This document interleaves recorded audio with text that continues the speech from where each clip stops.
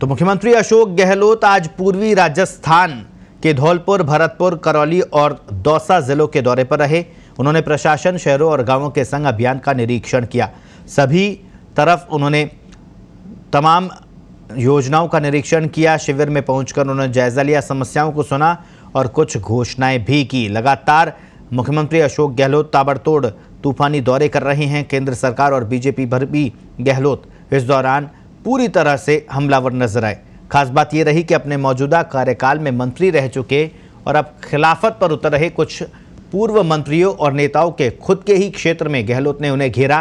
कहा, विधायकों ने जो मांगा वो उन्हें दिया, विकास में कोई कसर नहीं छोड़ी है। गहलोत के इस दौरे से सरकार के खिलाफत कर रहे चेहरे नदारद रहे, तो वही मंत्रिमंडल विस्तार से आस लगाए बैठे कई नेता प्रमुखता से इस दौरे में दिखाई दिए।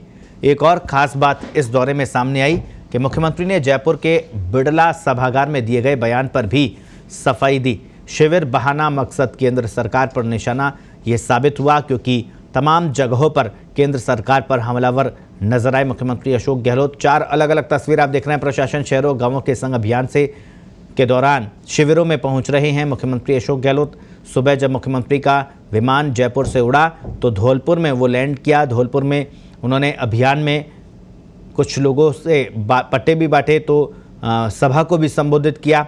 इसके बाद मुख्यमंत्री भरतपुर पहुंचे, जहां पर उन्होंने प्रधानमंत्री नरेंद्र मोदी पर जमकर निशाने साधे।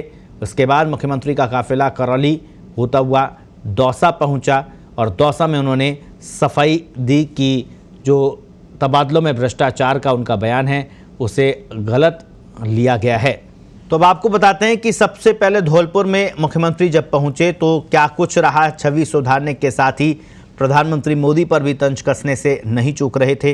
गहलोत ने धौलपुर जिले में प्रधानमंत्री नरेंद्र मोदी पर निशाना साधते हुए कहा कि सच्चा जनप्रतिनिधि वही है जो जनता से किए गए वादों को निभाए। बाड़ी उपखंड के गांव सिंगोरई में प्रशासन गांवों के संग अभियान का अवलोकन करने आए सीएम ने जनसभा को संबोधित करते हुए ये बात कही।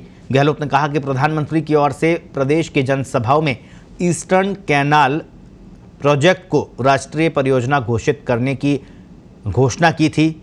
केंद्र में दोबारा सरकार आने के करीब 3 साल बाद भी योजना को राष्ट्रीय परियोजना घोषित नहीं किया गया। इस परियोजना से धौलपुर समेत पूर्वी राजस्थान के 13 जिलों को पानी मिलना था। इस मौके पर गहलोत ने राज्य सरकार की ओर से बजट में प्रावधान करने का भी आश्वासन दिया। इससे पहले तय समय से करीब 2 घंटे देरी से पहुंचे सीएम गहलोत ने प्रशासन, गांवों के संग अभियान का अवलोकन किया। तो प्रशासन, गांवों के संग अभियान के तहत प्रदेश के मुख्यमंत्री अशोक गहलोत आज धौलपुर के बाद भरतपुर के ललिता मुंडिया गांव पहुंचे। मंच से संबोधित करते हुए उन्होंने कहा कि देश और प्रदेशों में महंगाई को कम करने और ज़्यादा से ज़्यादा युवाओं को रोजगार उपलब्ध कराने के लिए केंद्र और राज्य सरकारों को मिलकर काम करना चाहिए। केंद्र सरकार को अभी पेट्रोल डीजल पर और दाम कम करने चाहिए, राज्यों में अपने आप दाम कम हो जाएंगे। आपको बता दें, शिविर के मंच पर पहुंचे मुख्यमंत्री अशोक गहलोत पंडाल में मौजूद भीड़ को देखकर काफ़ी खुश नजर आए। उन्होंने मंच पर पहुंच रही भीड़ से वादा किया कि जिले के जो भी काम उनके पास लाए जाएंगे वे सभी काम पूरे किए जाएंगे। मुख्यमंत्री ने कहा कि 2 महीने बाद आने वाला बजट बहुत ही अच्छा बजट होगा। आज भी प्रदेश में डीजल और पेट्रोल के दाम बहुत अधिक है। यदि केंद्र सरकार पेट्रोल डीजल की कीमतों में और कमी लाए तो राज्यों में इनके दाम अपने आप कम हो जाएंगे।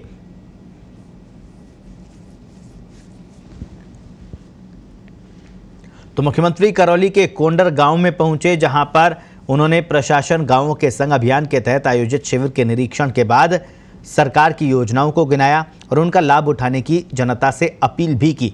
गहलोत ने सिलिकोसिस बीमारी के मामले में विशेष रूप से करौली इलाके का जिक्र करते हुए कहा कि सरकार ने नई सिलिकोसिस नीति बनाकर पीड़ितों को राहत देने का काम किया है। सीएम ने जल जीवन मिशन योजना को लेकर कहा कि करौली जिले के 851 गांवों में घर घर नल कनेक्शन देकर पानी पहुंचाने की 822 करोड़ रुपए की योजना प्रस्तावित है। मुख्यमंत्री ने 13 जिलों में पानी की समस्या के समाधान के लिए तैयार की गई ईस्टर्न कैनाल परियोजना को लेकर केंद्र की मोदी सरकार पर वादाखिलाफी का आरोप लगाया। उन्होंने कहा कि राजस्थान के करौली सहित 13 जिलों में पानी की समस्या के स्थायी समाधान के लिए 40,000 करोड़ रुपए की ईस्टर्न कैनाल परियोजना को केंद्र सरकार की ओर से स्वीकृति नहीं मिली। सीएम ने भाजपा पर निशाना साधते हुए कार्यक्रम में नदारद अपने 2 विधायकों के नामों का भी उल्लेख किया। कहा, हमारे द्वारा कामकाज में कोई पक्षपात नहीं किया जाता। किसी भी विधायक या क्षेत्र का हमने काम नहीं रोका, क्योंकि काम तो पब्लिक का होता है। टोडा भीम विधायक PR मीणा हो चाहे सपोट्रा विधायक रमेश मीणा, किसी का काम नहीं रोका गया, जबकि भाजपा हमारे काम रोकती है। हम सकारात्मक सोच रखते हैं। गहलोत ने अपने संबोधन में जिले के लिए कोई बड़ी घोषणा नहीं कर लोगों को निराश किया, जबकि लोग उनसे काफ़ी उम्मीद लगाए बैठे थे। उन्होंने जिले के 8 विद्यालयों और एक उप स्वास्थ्य केंद्र को क्रमोन्नत करने का ऐलान जरूर किया। वहीं शिक्षक सम्मान समारोह के दौरान तबादलों में पैसे चलने की बात सामने आने के बाद आज मुख्यमंत्री अशोक गहलोत ने दौसा के बोरादा में पत्रकारों से बातचीत में कहा कि उनकी बात को गलत तरह से फैलाया जा रहा है कि उनका मकसद वही नहीं था।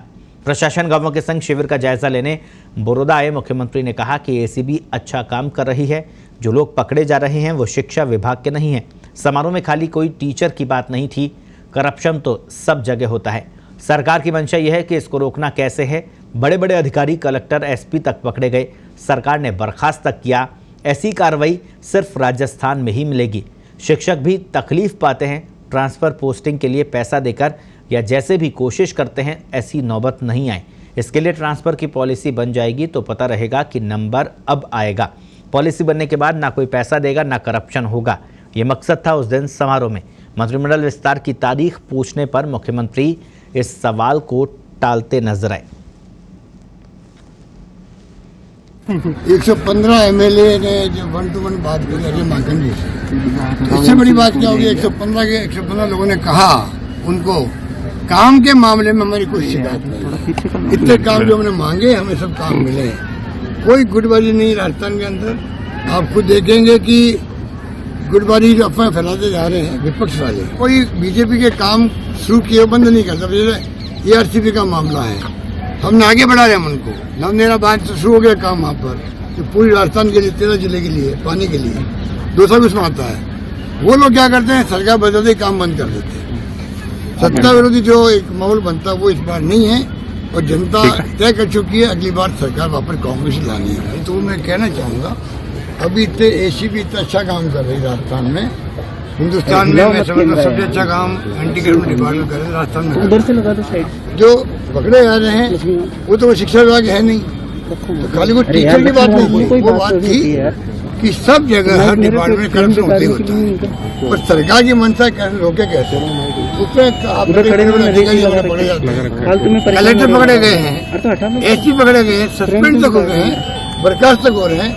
ऐसे रास्ता मिलेगा आपको। इसलिए खाली शिक्षा विभाग की तो मैंने कहा कि टीचर भी उतना आते हैं, वो भी बेचारे तकलीफ पाते हैं कि पैसे दो कहीं पर जाके कोशिश करो अपनी ट्रांसफर पोस्टिंग की। ये नौबत क्यों है? पॉलिसी बन जाए अगर मान लो टीचर की ट्रांसफर की, हर टीचर ट्रांसफर लगेगा कि मेरा नंबर कब आएगा, 1 साल बाद आएगा, 2 साल बाद आएगा, 3 साल बाद आएगा, ना वो पैसा देगा और ना करप्शन होगा। ये मेरा मकसद था उस दिन। बाकी मैंने कहा अभी तो जो पकड़े जा रहे हैं वो तो दूसरे डिपार्टमेंट पकड़े जा रहे हैं। गृह मंत्रालय जिनके गृह मंत्रालय मेरे पास है उसमें कई लोग पकड़े गए हैं। तो इसलिए ये बात जो फैलाई गई है कि शिक्षा विभाग में कह दिया, कमेंट कर दिया, मेरा मकसद ये था।